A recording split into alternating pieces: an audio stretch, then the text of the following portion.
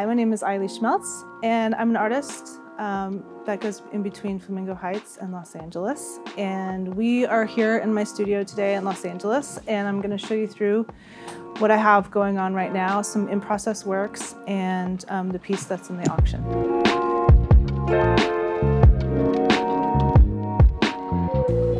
So this is the piece entitled Venn that's in the Palm Springs Art Museum auction. And this was a series that I'm still very much in the middle of and very much exploring. This started while I was in isolation from the pandemic out in the desert, in the Mojave Desert.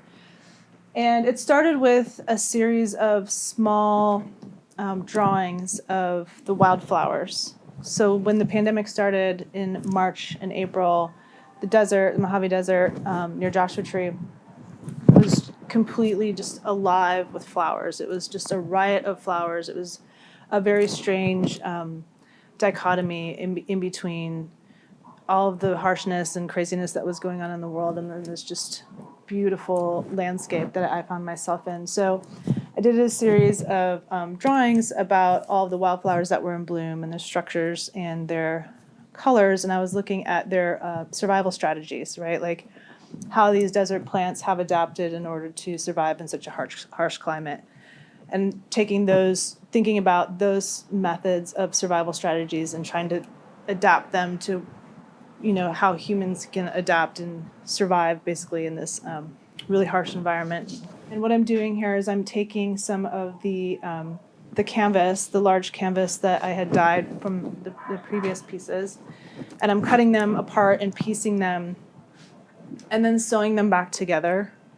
So a lot of these seams you can see sticking up on the pieces or where the pieces have joined.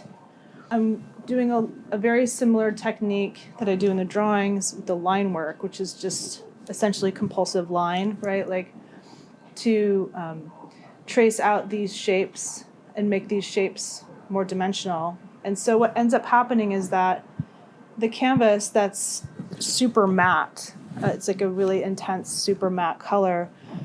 Once you put the thread on top of it, the thread has a little bit of a sheen to it. And so what that does is that as you move around the piece, it shifts and changes. It's almost like a shapeshifter sort of form. And then I wrap that pattern around the edge of the painting too. So what I'm doing there is still really playing with the ideas of two-dimensional and three-dimensional, right? This is technically a painting, which is a two-dimensional object, but what I'm doing is forcing the viewer to move around the piece to look at it like a sculpture, right? So it's really calling attention to the material, it's calling attention to the detail, and it's also really calling attention to the objectness of it, right? That it's still essentially a sculpture. It's still essentially an object, even though it's a painting, which is normally put into more of that sort of window mentality.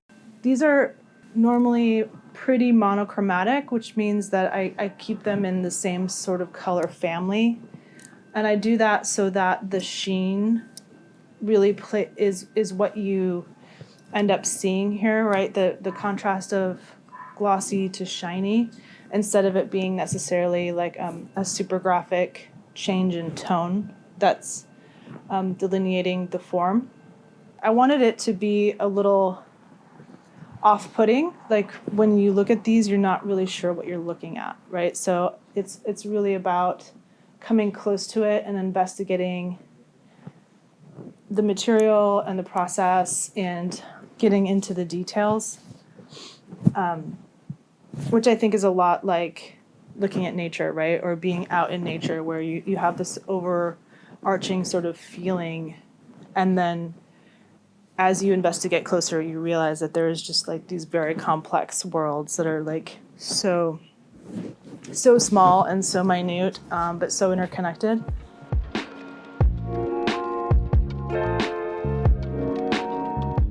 Okay, so these first works that I have here are large pieces of canvas that are layered. These are in process, right? So these have been dyed with paint, watered down paint, so that it keeps its luminosity and so that it keeps its intensity and color, but doesn't sit on top of the canvas, right? So these pieces are right now just tacked into place, but they will end up being sewn on top of and embellished, like the pieces that are going to be in the show or in the auction.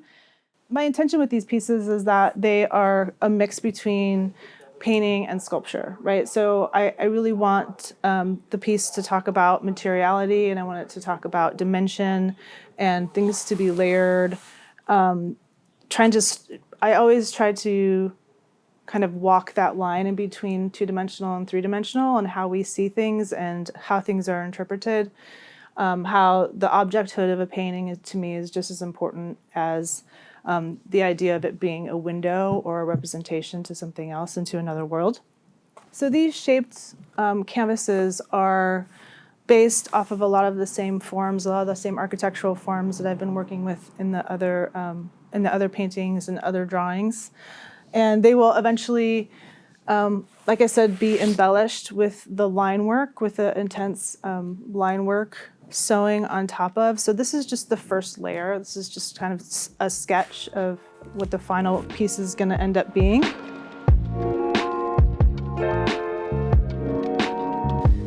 So this is an ongoing series that's been in development for about 10 years. It's called Object, Window, Both, Neither. And this is all made with graphite, right, with just a pencil.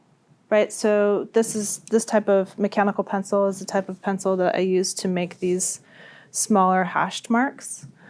And then just used a series of graphite pencils to make this more gradation. This is a diptych, which means that these two pieces are meant to go together. The idea behind behind this series is that it's calling attention to the two-dimensional surface being a window, but then also being an object. So it's playing that visual game of where, you look at something and then you shift your eyes just a little bit, the focus of your eyes, and all of a sudden, like, the background pops forward into being the foreground. So this has that sort of tension of things you're not sure exactly what you're looking at, right? You're not sure if you're looking at a window through into something else, or if you're looking at the actual object. Yeah, these are done. These took me almost about 2 years to make all together. And these are made, I often get asked how they're made. They're made on a table. So they're made horizontally, just so that I can physically do the first pass, ergonomically correct, so it's on a table, and I make the first pass out of graphite, and then after the very first couple of layers are on, then they go to the wall, and then they get, like, the gradations here get developed. So the gradations here with the graphite are probably about 8 to 12 layers of graphite on top of each other. So the wax starts to build up, and you're able to kind of move the graphite around to make it fade more and to get rid of a lot of the line structure.